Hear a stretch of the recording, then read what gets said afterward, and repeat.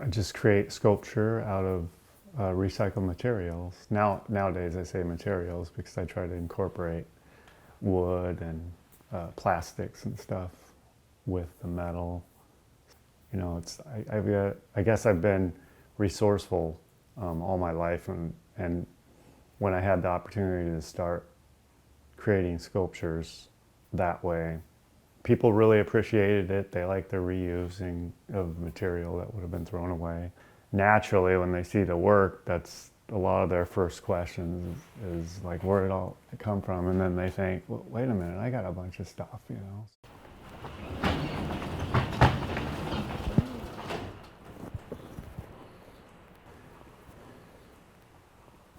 I don't know, some people think when they look at the work, they think that that there's some method to the madness of it, you know, or I don't know how to explain it, but there really isn't. You know, it's a personal thing, so I have to create it with my own hands, and there's no one to blame. There's no equipment to blame. It's all, you know, it's all me. So I have to blame myself if it's not right. So it's tough sometimes. You know, everybody has a garage that has a junk drawer, you know, or tools or stuff they want to get rid of. So over the years, I guess I've been pretty fortunate that people have, you know, stepped forward and want to contribute, you know, instead of throwing stuff away. All these are knives. Just knives. Well, it's from kitchen knives to... So I do have a project in mind with knives, obviously. I mean, there are a lot of them.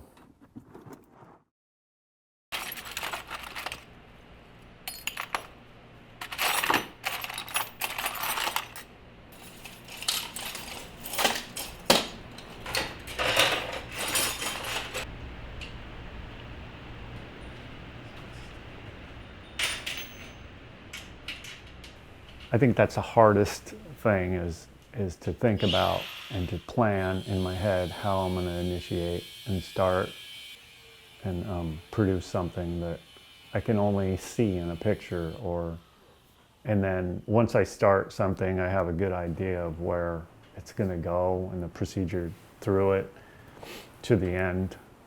And I think that's where I sort of, part of my mind just takes over and makes it happen. But look at it in the end, and I'm right back there in the beginning of it. Like, really? You know, I can't believe I did that. It's sort of this gray area between when I start and when I finish that I'm not really conscious of, you know.